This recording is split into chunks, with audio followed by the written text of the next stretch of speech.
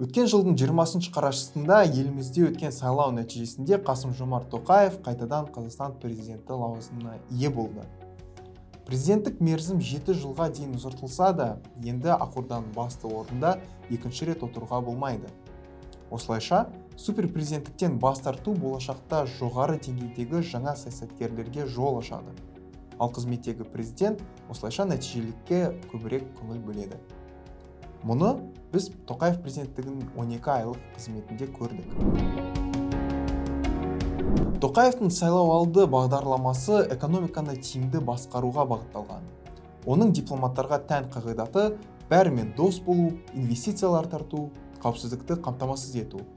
Осылайша, президент белгілеген сыртқы және экономикалық саясаттың мақсаттары елімізге 22-23 жылдары 41,3 миллиард доллар тікелей шетелдік инвестициялар тартуға мүмкіндік берді.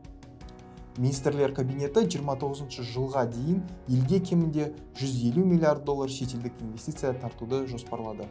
Бұған жету үшін бізде тиімді инвестициялық жағдай жасалды. Мысалы, құны 50 миллион доллардан асатын жобалары бар инвесторлар үшін 25 жылға заңнаманың тұрақтылығына кепілдік беріледі.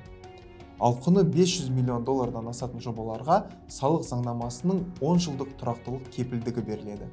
Мұндай инвесторларды қолдаудың тиімділігін біз дәл қазір көріп отырмыз. Орталық Азиядағы шетелдік инвестициялардың 70% Қазақстанға құйылып жатыр. Бұл әсіресе президент Тоқаевтың шетелге сапарларынан немесе басқа мемлекет басшыларының Қазақстанға сапарларынан байқай аламыз. Президентпен немесе оның қатысуымен Каспий аралық бағыт бойынша инфрақұрылым құру сияқты логистикалық жобалар жөнінде келісімдерге қол қойылып жатыр. Бұл жобаға Азия мен Еуропаның көптеген елдері қатысса да, ондағы бас рөл Қазақстанға берілді. Стратегиялық сектор ауыл шаруашылығы соңғы бірнеше жылда бүкіл орталық Азиядағы құрғақшылық кесірінен қиындықтардан өтіп отыр. Біз әлемдегі ең ірі бидай мен ұн экспорттаушылардың біріміз. Фермерлерді субсидиялау тұрақтандыруға ықпал етеді. Бірақ көбінде фермерлердің пайдасы олармен өсірілетін өнімнің белгілі бір көрсеткіштеріне қол жеткізумен ғана реттеледі. Фермерлік техниканы жаңарту мәселесі жеке шағын жобалармен іске асырылады. Биыл пайда болған фермерлерді қолдаудың жаңа және үлкен құралдардың бірі ауыл шаруашылық техникасына жеңілдікпен несие беру болды. Жалпы жобаны іске асыруға 20 миллиард теңге бөлінді. Бұл ретте 10 жылға берілетін жыл сайынға 6% шарт халыққа ұнады. Тоқаев сыбайлас жемқорлыққа қарсы іс-қимылдар науқанын жалғастырды. 30 жылда олигополия тығылып, мемлекетке зиян келтіріп отырды. Бас прокуратура жанындағы комиссия тергеуді сотқа дейін бастауға мүмкіндік береді. Егер жауапкер өз активтерін заңды түрде тапқан дәлелдей алмаса, онда мүлік тәркіленеді. Осылайша мемлекет активтердің шығу тегін дәлелдеу міндетін республикамыздың ең бай адамдарға итереді. 1,5 жыл ішінде мемлекет заңсыз шығарылған 857 миллиард теңге қайтарды. Президент кезінде берген сөзін орындап, бұл ресурстарды бастапқы мақсатына жеткізді. Ол азаматтар үшін игіліктер жасау. Мәселен, жыл соңына дейін жемқорлардың қолында болған ақшаға 31 мектеп салынады. Кез келген мемлекеттің басты ресурсы ол оның азаматтары. Осыны түсініп отырған президент адами капиталды дамытуға мақсат қойды. 2023 жылдың басынан бастап ақылы бала күтімі демалысы 1,5 жылға дейін ұзартылды. Ал төленетін сома шамамен 20, 23, 27 және 30 мыңға дейін өсті.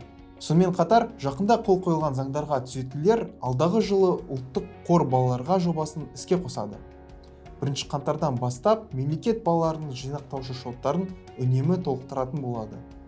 Ақша қоры автоматты түрде ашылады, ал білім мен тұрғын үйге арналған ақшаны 18 жасқа толғаннан кейін алуға болады. Ең төменгі жалақы мөлшері 70 мың теңгеге дейін өсті. Бұл халықтың табысының өсуіне және жекелеген жұмыс орындарының тартымдылығына оң әсер етеді, кедейлік пен табыс теңсіздігін азайтады. Айта кетейік, іске асырылып жатқан жұмыспен қамту бағдарламалары 441 мың қазақстандықты жұмысқа орналастыруға мүмкіндік берді. Біздің еңбек министрлігі жалпы 1 миллион адамды жұмыспен қамтуды мақсат етті. Ғылым саласы да шетте қалмады. Бакалаврда оқитын студенттердің стипендиясы 20%-ға, магистранттардікі 15%-ге, докторлардікі 50%-ға өсті. Сонымен қатар, балабақшалардағы, мектептердегі, колледждердегі оқытушылар 23 жылдың басынан бастап жалақы карталарында 25%-ға дейін артық ақша көре бастады. Ал дәрігерлер туралы айтсақ, олардың жалақысы тіпті 125%-ға өсті. Кешенді өзгерістер халықтың қалауларына да әсер етті. Бізді депутаттардан бөліп тұрған аралық енді соншалықты үлкен емес. Қазір мәжілісте бір мандатты депутаттар бар. Партияның бағытымен шектелмеген депутаттар азаматтардың мүдделерін икемді орындай алады. Естеріңізде болса, біз жаңа фракциялар түріндегі бәсекелестік, аманат және ақ жол сияқты дәстүрлі партиялардың жұмысын қайта қарауға мәжбүр етті деп айтқан болатынбыз.